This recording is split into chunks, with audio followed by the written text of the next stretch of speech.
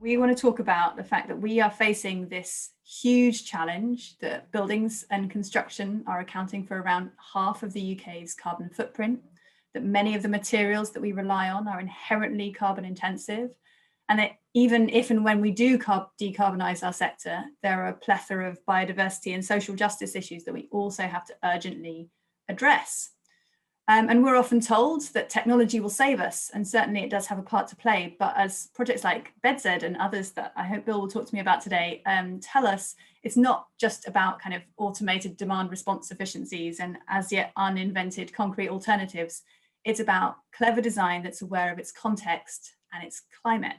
So that's why I'm here to talk to Bill Dunster, the architect of BedZED, and one of BedZED's residents, Tom Nicholls, about what we can learn from this now 18-year-old development. And so first I wanted to say, happy birthday, BedZED, you're a grown-up.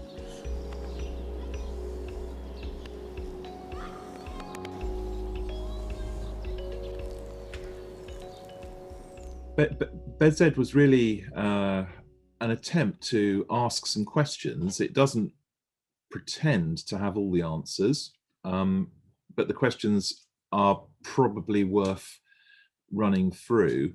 We spent a lot of time in the late 80s traveling around the UK looking at various alternative solar homes, autonomous houses, looked at the work of Brenda and Robert Vale at Hockerton and their own house, looked at some very alternative habitation solutions. And we felt that really there was a massive gap between the people who were doing one-off building physics experiments, I think that could be the only real way of describing them, and how you could bring that back to the city. I spent a lot of time at the Centre for Alternative Technology and visited all that stuff, and really found, I found it quite inspiring, but also quite depressing. And the idea really was, you had the Urban Task Force, Richard Rogers' Urban Task Force being released at the time in the late 90s. All the architects were busy proposing high-rise or medium-rise walk-up blocks of flats. There was no understanding of energy efficiency or really renewable energy integration. There was no real discussion about a circular economy. There was no real discussion about meaningful responses to climatic change. And every time we tried to introduce this agenda, we were knocked back, mainly because it just wasn't mainstream enough to pass all the various committees and committees of taste, or the scrutinies, or the RIBA judges, or whatever. I was working at Michael Hopkins at the time. I was an associate there for 16 years. And I did a lot of very, at that time, cutting edge office buildings, working with very good leading engineering consultants, Arup, Buro, Happold, lots of others. And we found that some of the ideas that were prevalent or being practiced in the low carbon workplace just weren't making it through to housing at all.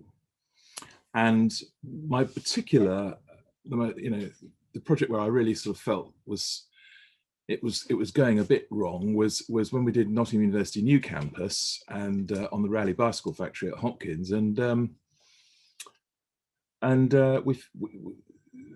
we were able for the first time to not design around vehicles and car layouts, and completely designed it around pedestrian orientated circulation pattern and solar access and the prevailing wind.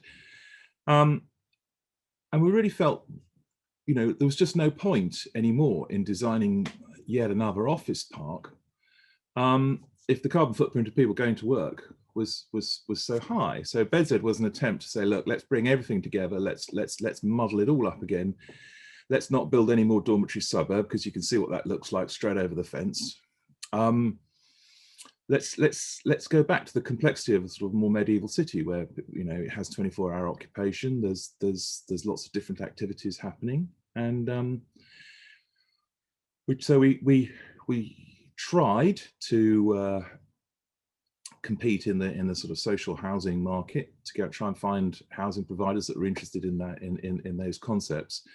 Kept getting knocked back, and after about 2 years working with Nicole Lazarus at Bioregional, we managed to interest the Peabody Trust in initiating this housing experiment.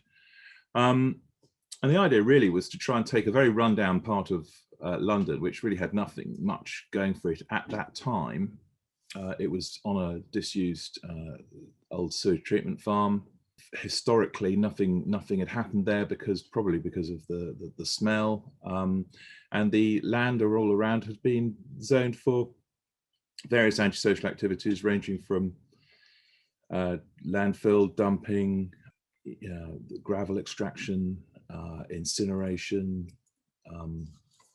etc. So we turned to sort of what potentially was a very unloved little bit of South London, which was only 20 minutes from London Victoria, within walking distance of a railway station. The idea was to try and turn that into the kind of suburban version of the Centre for Alternative Technology. So we tried to get it so that we could fit all the 3.5 million new homes that were required in the UK at that time on existing stocks of brownfield land, so we didn't keep building on Greenbelt. And that set the density for BedZED, which approximates to central London Soho. But everybody gets a garden and there's reasonable solar access. We then used the latest building physics models, as you know, as far as we were aware of them at the time, which was that you could have zero heating specification homes, and really the only thermal demand was really a little bit of space heating when there wasn't enough sun in the winter, and domestic hot water load. That was the main story, really. So it required passive solar designs, it required good solar access, it required good thermal zoning, attention to detail on thermal bridging, lots of exposed radiant thermal mass, passive heat recovery, ventilation, and obviously we then took a lot of care on reducing the embodied carbon of the original construction with GGBS concrete and reclaimed aggregate and local nearest brickworks to the site and so on and so forth. And even at that time, we refused to use urethane foam insulation because it was just super toxic. So no Celotex or Kingspan have I ever specified in my life. And then BedZED really was if you got the energy demand down to a fraction of a conventional UK home at that time, maybe a fifth. In theory, it was just about possible to meet that reduced demand from renewable energy generated on site. Probably about a third of that was contributed by the solar electric panels, which were partially integrated into the glazing, partially on the roof, and the rest of it was to be provided by a wood-fueled combined heat and power plant running off gasified wood gas, really, which was a technology developed in World War II in Scandinavia to run trucks and things, which didn't work very well and has now been replaced with a wood pellet boiler. But that technology can and should be deployed at scale and given more research time. Its new name is pyrolysis. So a lot of the ingredients were there. We set up liaison with local farms. We worked with Common Work in Kent. We tried to get deliveries to the site using electric vehicles. We tried to persuade people from using cars, working on site.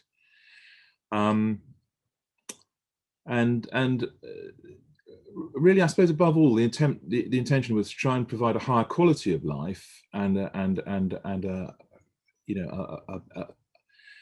more of a social experience than the conventional residential models at that time, which were pretty brutal, frankly. And again, you only have to look over the fence to see what people are and were and are still building. There's a lot of new development within a few hundred yards from BedZED, where it is literally just walk-up blocks of 3-4 story apartments with not much going. Not, you know, you're lucky if you get a balcony.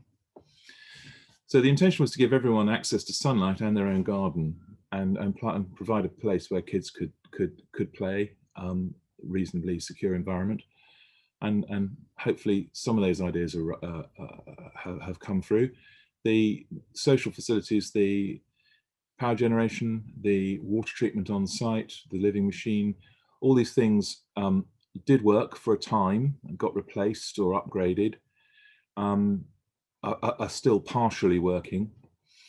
So I'd say not everything is, as I said, it's not perfect, but it set an agenda which I think was intended to show that zero carbon homes could have been nationally mandated by the year 2016, and that indeed was actually going to happen, but didn't, due to lobbying, political lobbying from volume house builders.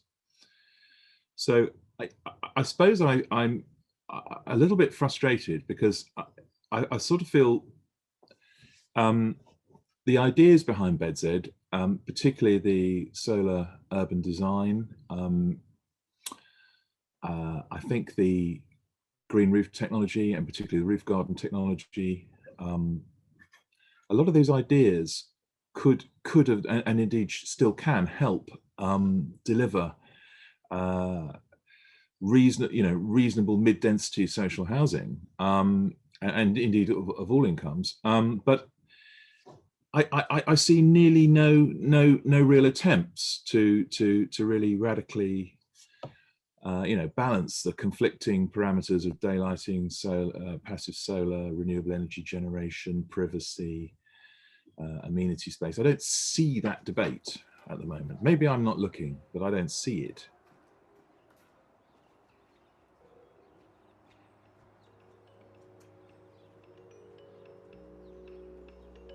We moved into the first show flat VAT. Wow. And we moved into the first show maisonette. So yeah. So you really are the original resident. No. Apart from maybe some cats on site or something. No, there were about three groups of people who had moved in, and we were all sort of walking in between the brickwork. We had to have safety fences put up to get around the site. Yes, that's amazing. And I wanted to ask you, as a kind of way to maybe introduce this a little bit to people that haven't had the opportunity to go and see BedZED in real life just yet, like when you're telling somebody, a new friend or whatever, to come over for the first time, how do you describe, oh, you'll know when you see it, when you see, like, what does it look like? Oh wow, that's a different answer for different people. Definitely, because it's interesting because of the unique feature of the cowls, which I think Bill calls them the passive heat recovery units. They are known locally as Teletubby Land, although that's quite an old reference now, but it's very iconic. It really sticks out in the area, and the local awareness of BedZED was extremely high for quite some time, and I think only now it's kind of people have got used to it. What would you say are the main differences between living in BedZED and other places that you've lived? That's a huge question, but I'll try and give you a short answer, because I was brought up in London, and everybody kept to their own private space, and at BedZED there wasn't that need. I don't mean that everybody walks into each other's houses, although funnily enough actually it did kind of start a little bit like that, but there's a lot of social contact between the residents, so that on a social level is very different. We have community emails. We've prior to COVID we've had for a number of years we've had a community centre, and we often put on events for each other, so it's a very active community in terms of interaction and looking out for each other. And during COVID, I know lots of other communities have come together in the same way, but in the way that I grew up in London, that level of of being in your house even though you're in a row of other houses, the BedZED blew that apart completely. because also you have to be considerate of your neighbours when you're living in such high density. So there is a lot of interaction just to you know, to keep the status quo, to be to know that everybody is getting on okay. In terms of the structure, I mean, the way the houses work is very different, and I'm going to use that word, that the houses work without central heating, and that's something that people don't seem to get. You know, they say, how do you stay warm in winter? You know, and we say, well, we've got windows that the sun comes through. You know, and that's very different. Bill, going back to Tom's comment there around, you know, it's the whole community that's different, and as I understand it, you know, it's not just about the buildings and how sort of physically they're constructed differently, but also about the way in which you went about creating the project and making things happen. And I'm just wondering, what are the key things that we can learn, maybe not from the design itself, but the design and build like processes that you went through, that we could apply to creating genuinely sustainable projects today? We spent a lot of time. I spent a lot of time just walking and cycling around the area, Sutton, Carshalton, looking at the traditional buildings, looking at the timber weatherboarding, the shiplap, the way the windows, some of the details. We spent a lot of time doing that. We tried very hard to use materials that were sourced as close to the site as possible, and that gives you a kind of local distinction. So we found the only brickworks that was really functioning within a sort of 20-mile radius, and that was in Cranley, which had a nice brick actually, and it wasn't too expensive. We tried to find local people to build it. Not so easy. I knew I'd failed when I had a van load of carpenters come down from Reading. But on the whole, it was built by people from Mitcham. This is a really important area that we're hearing more and more about now, like social value, creating social value, making sure that there are opportunities for local makers, local contractors and so on to get involved. Do you think, is that something that we could learn more from the way that projects like BedZED were designed to actually allow that to happen? As I said, Nicole Lazarus went out, you know, sourcing reclaimed steel, and she got a whole lot of steel from the Brighton station site at that time, and we used it straight for the construction of the live work unit. So it was opportunistic. There was a feedback loop between whatever we could scrounge, source, that was the correct grade and the correct quality, and you know, we ended up redesigning it on the hoof. The Peabody Trust and the project managers just were going nuts. Yeah. So what do you think needs to happen in the industry to allow that kind of practice to become mainstream? Just tolerance, really, and the understanding that everyone's like emotional and in terms of measurement. Yeah. Tolerance. It's you know, contractual behaviour does not work when you are trying to set a I suppose a social or an ethical target. I like the way that you talk about it as an experiment, and it's not perfect, and that there's so many things that we can learn from it. I think that's really important. So I just wanted to put Tom on the spot in front of Bill, just to be really awkward. But Tom, what would you change about BedZED? Peabody. That's simple. No, it really is. I mean, what do you mean? Fantastic. They were fantastically brave to take this on, I think, given, you know, the newness of it, the experimentalness of it. But to be honest, that they haven't appreciated what they've got here. Maybe that's part of, you know, what Bill's saying about the reluctance of volume house builders to build similar projects. I don't know, because as Bill said, you know, lots of the systems worked. But they just had a little bit more management involved than Peabody was willing to put in. And because they weren't, you know, sort of miracles from the get-go, they cut out some of the things that we thought were really valuable to the project. So, you know, it would, I mean, fortunately, we've got a wood pellet burner back in, but, you know, Other things like the water that they didn't want to manage because there was work that needed to be done, we lost. So, you know, there's a few things like that.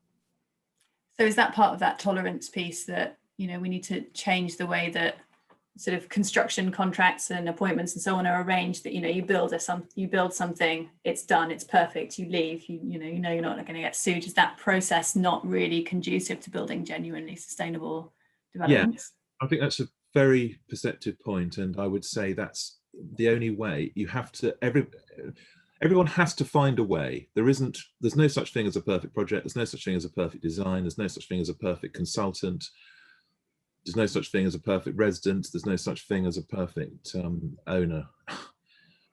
Everyone is flawed, and you just have to work together to fill in the gaps, and you can.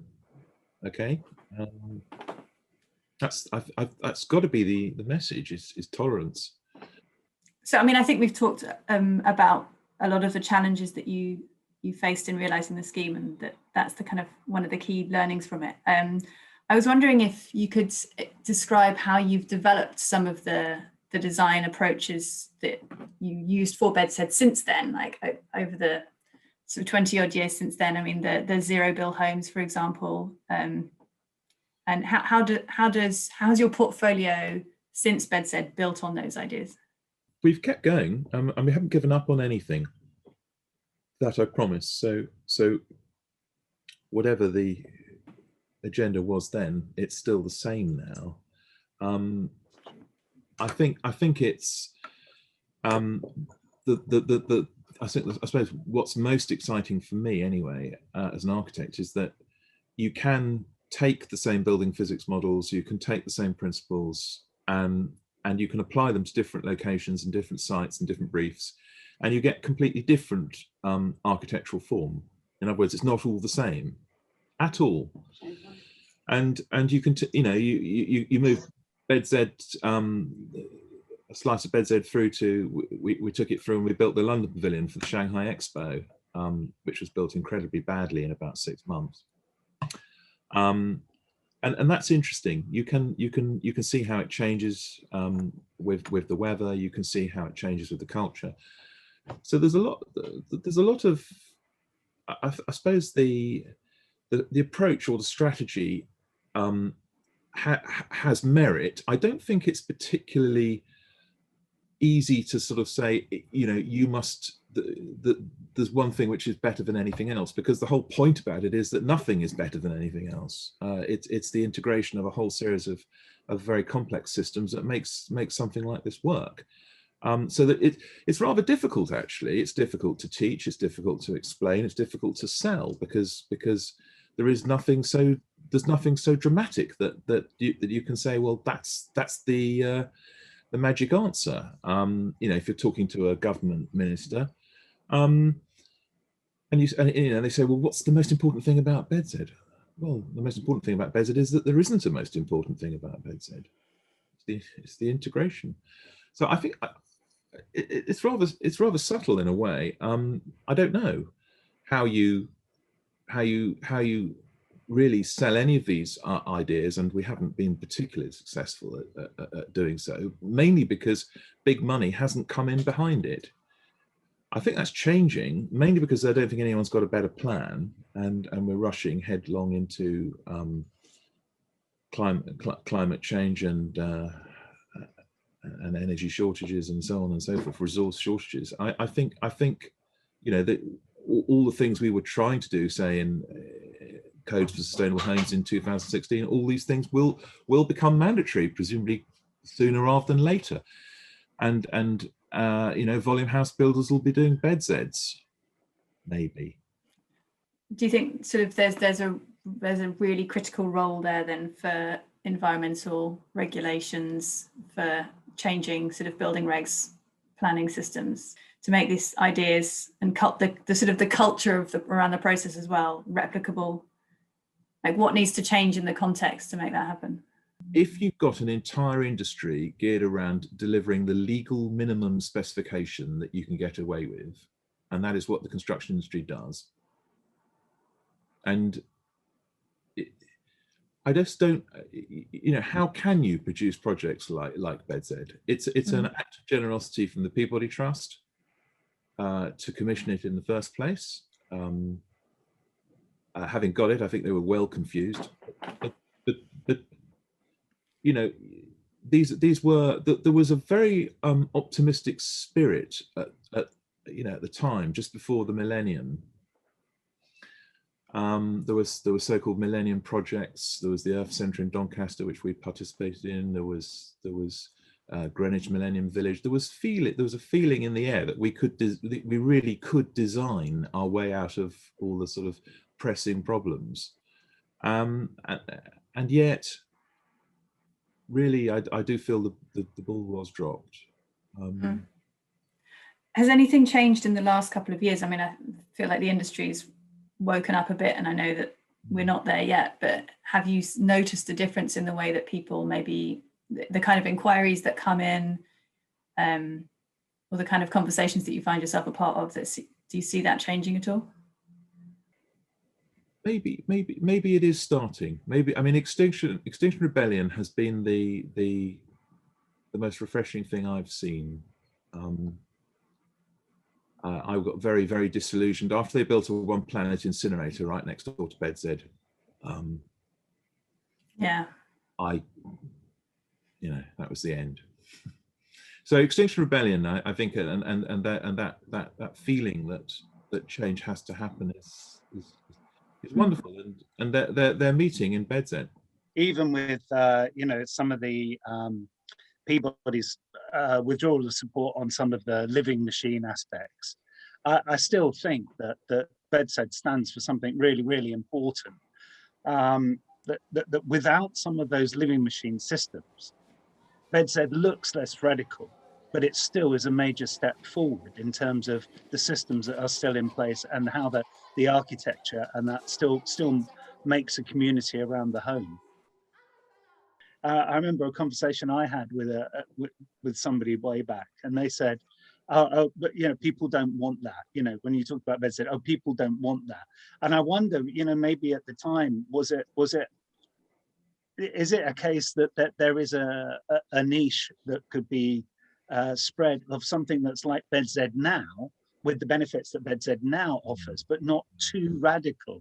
You know, maybe developers, maybe buyers would be put off by something that's too radical, but you could make a new norm, which is what BedZED is now, without being too radical. So, for instance, in terms of electricity, I mean, the solar cell technology has aged, but we now source grid green electricity, which you can do. So you know that there are, an old phrase, different ways of skinning the cat in terms of still bringing in some of those green benefits. But ultimately, what I see again and again and again in new builds, it seems to me that, you know, some people don't even know which way the sun comes up. You know, when they're buying property, you know, you see houses which are built facing shadow, you know, and you're thinking, well, you know, that you're missing out on benefits and you're making less attractive housing. So I must say, Bill, I am probably as gutted as you are, although less affected, obviously, by the fact that, you know, that I think the really, really powerful message that is BedZED hasn't been picked up. It has, as you say, to an extent, fallen on deaf ears. Yeah, I mean, you've really built something special in terms of the community. You know, we all look out for each other, but also there's a like understanding, I think, in terms of the environmental needs and an appreciation of where we live. I think that's right. It's I mean, it is humbling to see, you know, the quality of the people and sort of relationships. And we've got a lot of friends at BedZED. I do understand that building a community is way, way, way more than just the bricks and mortar. The question we're here to discuss really is what's the relationship between the the physical infrastructure and the social, there's no question that the social community is just as creative and just as much of an achievement. I think the point you've made, Tom, is that people it is actually quite high density. There's no pretending. And people do have to get on. They can't be that antisocial, but you know, there is enormous benefits as well from sharing a bridge across your sky garden with your neighbour, isn't there? It's not all bad. It could be bad, but it could also be good. There is a lot of children playing all over BedZED, isn't there? It's a safe environment.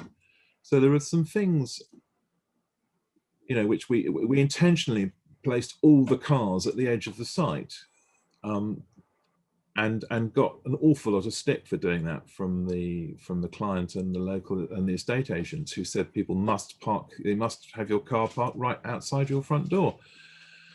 Tom's front door, you couldn't possibly park a car by it. Looking back on those 19 years, we know that there are young people out in the world now that grew up here at BedZED, and that they've had a quality childhood in ways, you know, there's a lot of this nostalgia going around. I mean, I'd see it on social media. Oh, you know, kids used to play in the street when we were young, you know, and all that sort of thing. But it really did happen here, you know, and not just kids that grew up here, not just kids that were born here, not just kids who moved to BedZED, but also children from the local area have come here on occasions, and through the years we've seen social groups, you know, integrate and have that kind of a very different kind of London childhood in terms of, you know, our children spend hours, absolutely hours, playing outside. You know, sometimes in the summer you only, you know, saw them in the evenings, or even then, maybe even at bedtime. You know, I mean, with the facilities of the openness and the sense of safety by removing cars. I mean, I'd like to say that, you know, one of the good things about progress and modern technology is that, you know, you really can get 95% of the way there using much lower technology, much more affordable solutions today than when we were doing BedZED. So, you know, we're fitting such good advanced sort of composting toilets these days. You know, there's things which are, the photovoltaic cells are 10 times cheaper. You know, we've got much higher, we're getting our air tightness standards every build now. You know, the battery storage means that all of the photovoltaics and renewable energy systems are smoothed out and can meet demand better.